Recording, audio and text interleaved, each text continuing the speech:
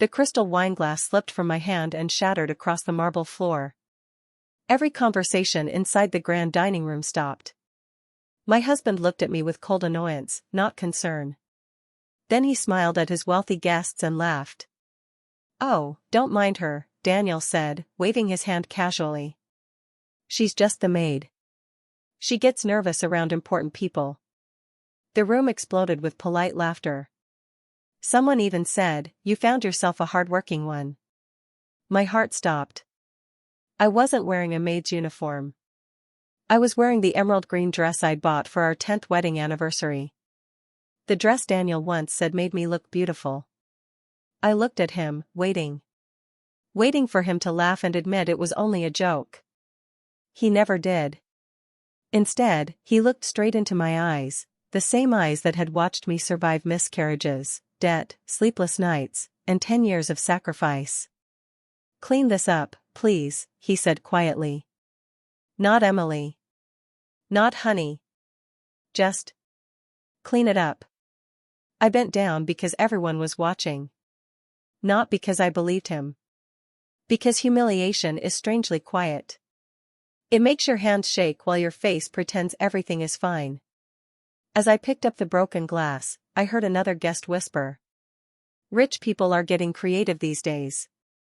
The laughter came again. No one noticed the tear that landed beside the broken crystal. Except one person. An elderly woman sitting silently at the far end of the table. She never laughed. She simply watched me. Carefully. Almost sadly. 10 years earlier, Daniel Brooks had nothing except a dream and an old pickup truck that barely started. I had 2 jobs. A tiny apartment. And enough belief in him to ignore every warning my family gave me. "He's charming," my father had said. "But charm doesn't pay bills." I smiled anyway. "We'll build something together." And we did. When Daniel wanted to start his construction company, I emptied my savings account. Every dollar. When the business struggled during the first 2 years, I worked mornings at a bakery and evenings doing bookkeeping for a local dentist. Daniel promised me every night, "One day we'll laugh about these hard times." Back then, he meant it. Or at least I thought he did. Success changes some people. Money changed Daniel slowly. First came the expensive watches. Then the tailored suits. Then the private golf club. Soon after came the excuses. "I have business dinners. I have investors to meet. You wouldn't enjoy these events." Little by little, I disappeared from his world. Not completely. Just enough to become invisible. 3 years ago, we moved into Hawthorne Manor. The enormous estate had belonged to Daniel's late business partner, Charles Hawthorne. Charles never had children. After retiring, he sold Daniel part of the company at a price so generous it almost felt like a gift. Daniel often called him family. I liked Charles. He remembered birthdays. Asked about my mother. Never forgot to thank me for dinner. Unlike Daniel, Charles once pulled me aside while everyone else was outside. "You remind me of my late wife," he said gently. "Kind people usually pay the highest price." I laughed. "I'll take that as a compliment." He smiled. "I meant it as a warning." At the time, I didn't understand. Back in the present, dinner finally ended. The wealthy guests collected their coats while complimenting Daniel on the beautiful house. "Our house," I almost corrected. But the word stayed trapped inside me. As the last car disappeared down the long driveway, I stood alone in the kitchen washing dishes. Daniel walked in, loosening his tie. "You embarrassed me tonight." I slowly turned around. "I embarrassed you?" "You dropped a glass. You called me your maid." He rolled his eyes. "It was harmless." "It wasn't harmless. It was a joke." I was the only one not laughing. He sighed dramatically. "You've become too emotional." I stared at the man I'd loved for half my life. When did you stop seeing me as your wife? For a brief second. His expression softened. Then his phone buzzed. He smiled at the screen. Not at me. I have an early meeting tomorrow. He walked upstairs without another word, leaving me alone beside the sink. Again. The next morning, I found the elderly woman from the dinner waiting outside the front gate. She held a small leather folder against her chest. I hope I'm not disturbing you, she said. I was a friend of Charles Hawthorne. I remember you. She smiled kindly. My name is Margaret. She glanced toward the house before lowering her voice. There are some things Charles wanted you to know. Before I could answer, the front door opened. Daniel stepped outside. His face instantly changed when he saw Margaret. What are you doing here? Margaret didn't look frightened. She simply held the leather folder a little tighter. I came to speak with Emily. Daniel's smile disappeared. You'll have to leave. Margaret looked directly at me. Please. Don't let him throw this away. She lifted the folder slightly. And whatever you do, don't sign anything until you read what Charles left behind. Daniel suddenly rushed down the front steps. His face had turned completely pale. For the first time in years. My husband looked terrified. Daniel reached Margaret before I could. What is that? He demanded, trying to grab the leather folder from her hands. Margaret stepped back with surprising speed for a woman in her 70s. It doesn't belong to you. It belongs to my household, Daniel snapped.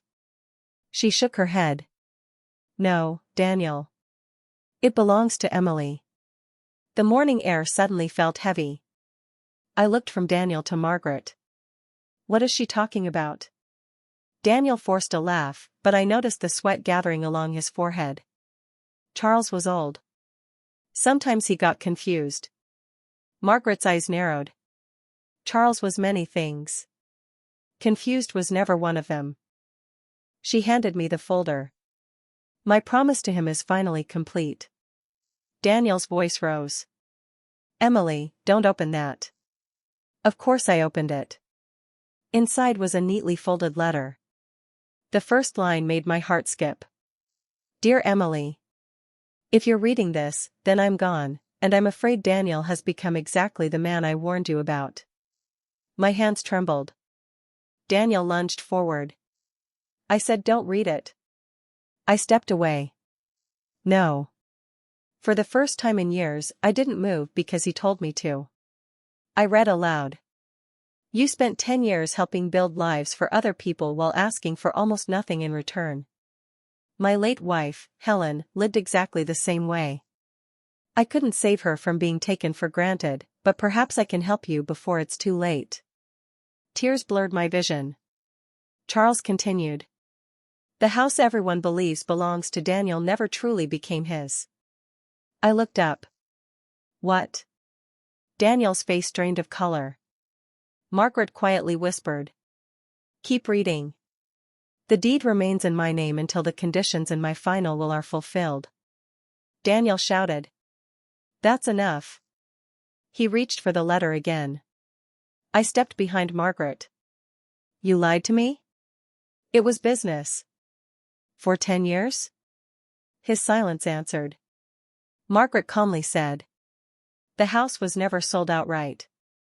Charles allowed Daniel to live here under a conditional agreement. I stared at the mansion. The place I cleaned, decorated, maintained. The place Daniel proudly called his. Suddenly, I wasn't sure whose home I had been living in. That afternoon I drove to the attorney's office listed inside the folder. Daniel insisted on coming. I should be there. No, I answered quietly. This time, I'll go alone. He looked stunned. I almost smiled. It was amazing how powerful one simple word could feel after years of saying yes. Attorney Richard Collins greeted me warmly. I've been expecting you. His office overlooked the city skyline. He motioned for me to sit. I'm sorry for your loss. I didn't know Charles had left anything. He wanted it that way. Richard unlocked a thick metal cabinet and removed another sealed envelope. This is his final will. My pulse raced. Daniel suddenly burst through the office door. I have every legal right to be here. Richard didn't even stand. No, Mr. Brooks. You don't. Daniel froze. The attorney adjusted his glasses. Charles gave very specific instructions. He broke the seal. His voice filled the room. To my dear friend Emily Carter Brooks. Daniel interrupted. Why is her name first? Richard ignored him. Whose kindness reminded me every day of my beloved Helen. You never asked me for favors. You never expected reward. Yet you treated me with dignity when others saw only opportunity. I covered my mouth. Charles remembered everything. Every dinner. Every birthday card. Every conversation over tea. Richard continued. The Hawthorne Manor shall pass entirely into Emily's ownership. Daniel slammed both hands onto the desk. This is ridiculous. Richard kept reading. Provided she still possesses the compassion that first inspired this decision. Daniel laughed bitterly. Impossible. Then Richard finished the sentence. Should Daniel Brooks contest this decision in bad faith or attempt to pressure Emily into surrendering her rights, all remaining company shares previously reserved for him shall instead be donated to the Hawthorne Children's Housing Foundation. Silence. Complete silence. Daniel slowly stepped backward. His lips moved. But no words came out. He had just realized something. Fighting me could cost him millions. The drive home was painfully quiet. Daniel finally spoke. Emily. It was the first time he'd used my name in days. I was under a lot of pressure. I kept my eyes on the road. You embarrassed me in front of everyone. I said I was sorry. No. You said it was a joke. He rubbed his forehead. You know I didn't mean it. I remembered kneeling on marble floors picking up broken glass while strangers laughed. I think you meant every word. He looked out the window. Neither of us spoke again. Over the next week, everything changed. People who had ignored me suddenly wanted to have lunch. Neighbors waved. Daniel's business partner smiled politely. One woman who had laughed at the dinner party even brought flowers. I'm so embarrassed about that night. I accepted the flowers. But I never invited her inside. Respect that arrives only after money isn't respect. Daniel changed too. He began bringing coffee every morning. Complimenting my cooking. Buying roses. Leaving little notes around the kitchen. 10 years earlier. Those gestures would have melted my heart. Now. They felt like receipts from a purchase he was trying desperately to reverse. One evening he stood beside me on the back porch. The house should stay in the family. It is in the family. You know what I mean. No. His jaw tightened. We built this life together. I finally turned toward him. We built it together. But only one of us remembered that. His shoulders slumped. I can change. I searched his face. For the man I'd fallen in love with. For the dreamer with the rusty pickup truck. For the husband who once held my hand while we counted coins to pay rent. Instead, I saw someone calculating. Someone afraid of losing comfort. Not afraid of losing me. That realization hurt more than every insult combined. Just as I was about to go inside, headlights swept across the driveway. A black SUV stopped near the front steps. A woman stepped out holding the hand of a little girl no older than 6. The child smiled innocently. The woman looked straight at Daniel. Then at me. Her voice trembled. I'm sorry to come here like this. She took a deep breath. But I think your husband has been lying to both of us. Daniel's face turned ghost white. And the little girl quietly asked, "Daddy, are you coming home with us tonight?" The world seemed to stop. Daniel's face lost every trace of color. The woman squeezed the child's hand and whispered, "Sweetheart, why don't you wait by the car for a minute?" The little girl nodded obediently and skipped back toward the SUV, humming to herself. I looked at Daniel. "Who is she?" He opened his mouth. Nothing came out. The woman finally answered for him. "My name is Rachel." She looked ashamed. "I've been seeing Daniel for almost 2 years. 2 years. The words echoed in my head. 2 years. Exactly when Daniel had started canceling anniversaries, coming home late, and saying business trips were nonstop. Rachel swallowed hard. "He told me he was divorced." I laughed. Not because anything was funny. Because sometimes heartbreak sounds like laughter before it becomes tears. "He told you he was divorced?" She nodded. "He said you had left him." Daniel finally found his voice. "Rachel, please." She turned toward him. "No. You lied to me." Then she looked at me with tears in her eyes. "I only found out yesterday." "How?" She reached into her purse and pulled out a newspaper clipping. There was a photo of me standing beside Attorney Collins outside the courthouse after the will had been finalized. The headline read, "Local philanthropist leaves historic estate to family friend." Rachel's voice cracked. "I recognized the house. I recognized you." And then I realized I was the other woman without even knowing it. For a long moment, neither of us spoke. Then, unexpectedly, I hugged her. She stiffened in surprise. "I'm not angry at you," I whispered. "You were lied to, too." Rachel burst into tears. Daniel stared at us in disbelief. The two women he'd deceived were comforting each other instead of fighting. That was something he never expected. Rachel wiped her eyes. "I don't want anything from him." She looked toward the little girl. "My daughter isn't his." Daniel blinked. "What?" Rachel nodded. "I never said she was. I let her call you Daddy because she lost her father 3 years ago." The words hit Daniel like a freight train. The little girl wasn't asking for money. She wasn't part of a secret inheritance. She had simply loved the man she thought cared about her. Rachel looked at him one last time. "You broke her heart too." She walked back to the SUV. The little girl waved happily. "Bye, Daddy." Daniel couldn't even raise his hand. The SUV disappeared into the night. And for the first time, he stood completely alone. The divorce took 4 months. Daniel didn't contest a single document.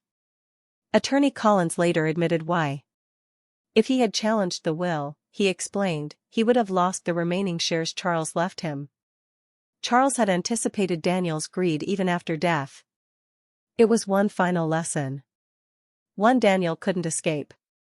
I stayed at Hawthorne Manor. At first, the house felt too large. Too quiet. Every room reminded me of broken promises. Then I remembered something Charles once said. A house becomes a home because of the people welcomed inside, not because of the people who leave. So I decided to change its purpose. Instead of selling it, I transformed part of the estate into a temporary home for women rebuilding their lives after divorce, domestic betrayal, or financial hardship. Not a shelter. A place to breathe. A place where no one would ever be treated as invisible. The first woman who arrived carried 2 suitcases and a frightened little boy. She apologized for crying. I smiled. You never have to apologize for healing. Word spread quickly. Volunteers came. Local businesses donated furniture. Neighbors who had barely spoken to me before now spent weekends painting bedrooms and planting flowers. For the first time, the house felt alive. Almost a year later, I received a handwritten letter. The return address was unfamiliar. Inside was a simple note. Emily. I drove past the house today. I saw children playing in the gardens and people laughing on the porch. You turned a mansion into a family. I finally understand what Charles saw in you, and what I threw away. I'm truly sorry. Daniel. There was no request. No excuses. No phone number. Just an apology. I folded the letter carefully and placed it inside the same leather folder Margaret had given me. Some apologies deserve to be heard. Not because they erase the past, but because they prove someone finally understands it. Forgiveness doesn't always mean reopening a door. Sometimes it simply means setting down the weight you've been carrying. On the anniversary of Charles's passing, Margaret visited again. We sat on the back porch with cups of tea, watching the sunset paint the sky in shades of gold. She smiled as children chased each other across the lawn. He'd be proud of you. I looked at the house. The same house where I had once knelt on cold marble, picking up broken glass while strangers laughed. I used to think inheriting this place was Charles's greatest gift. Margaret tilted her head. And now? I smiled through tears. No. The house was never the gift. She waited.